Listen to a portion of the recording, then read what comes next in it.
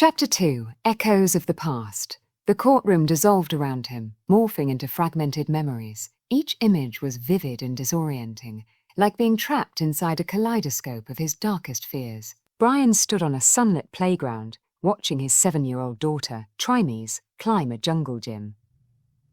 Her laughter rang out, clear and pure, cutting through the haze in his mind. But the peace didn't last. A shadow crept across the playground. A group of older children approached, led by a sneering boy no older than 10. The boy shoved another child to the ground before turning his gaze on Trimes. "Hey, you! Get down from there!" the boy barked.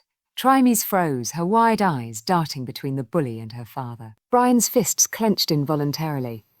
The memory twisted, darkening as Mr. B's voice slithered into his thoughts. "You know what comes next. You let this happen. You let them hurt her. Her." "I didn't," Brian whispered. The protest felt hollow. The scene unfolded mercilessly. The bully shoved Trimes down the slide. She landed hard, scraping her knee. Tears welled in her eyes as Brian struggled to move, trapped in invisible chains. "Do something," Mr. B hissed. "Stop being weak." A surge of anger broke the paralysis. Brian lunged forward, grabbing the bully by the collar and lifting him off the ground. "Leave her alone," he growled, his voice low and dangerous. The boy's bravado crumbled, replaced by fear. Brian's grip tightened before he realized what he was doing. Slowly, he set the child down, his hands trembling. Trimes ran to him, clutching his leg. "Daddy, it's okay. Let's go home." The memory fractured, plunging Brian back into the courtroom. He blinked, disoriented, as the cold reality of his trial reasserted itself. The judge's voice boomed through the chamber. "Mr. Marshall, are you prepared to provide your testimony? Or would you rather let the evidence speak for itself?" Brian's mind raced. The playground lingered in him like a bruise. He glanced at the spectators, their expectant faces blurring into a single collective judgment. "Answer him," Mr. B sneered. "Tell them the truth they're dying to hear. You were never strong enough. Never enough. That's why they're all dead." Brian's lips moved before his mind could catch up. "Yeah, I need to explain. From the beginning." A murmur rippled through the courtroom. The judge gave a subtle nod, signaling for him to proceed. Brian's throat felt like sandpaper, but he forced the words out.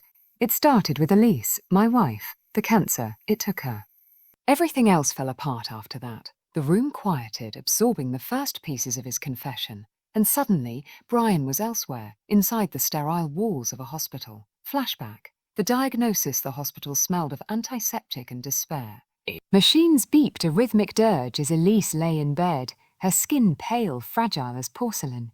Brian sat beside her, gripping her hand as if his touch alone could anchor her to life. Dr. Patel stood at the foot of the bed, his expression grave but practiced. He had delivered news like this countless times before, but to Brian it felt like the world was caving in. "We've confirmed the diagnosis," Dr. Patel said softly. "It's stage 4. I'm truly sorry. We can discuss treatment options, but time is limited." Brian's breath hitched. Elise squeezed his hand, her gaze steady despite the fear shimmering beneath it. "We'll fight this," she whispered. "Together." "Right." Brian nodded frantically, tears blurring his vision. "Yeah. Together, always." But the treatments failed. Weeks became months of futile battles against an unforgiving disease. Brian's life collapsed into hospital visits, sleepless nights, and watching the light in Elise's eyes dim, bit by bit. In her final days, Elise had spoken in hushed tones, urging him to stay strong for the children. "Promise me, Brian, don't let the darkness take you. They'll need you, more than ever." He had promised, and he had failed. Back in the courtroom, Brian's voice cracked. "I lost her. I lost everything that kept me grounded. The kids. He faltered, the words lodged in his throat. The walls seemed to close in, suffocating. "They're waiting for the juicy details," Mr. B whispered. "Tell them about the day they took the kids away. Tell them how you froze, how you watched without lifting a damn finger." Brian shook his head violently. "No."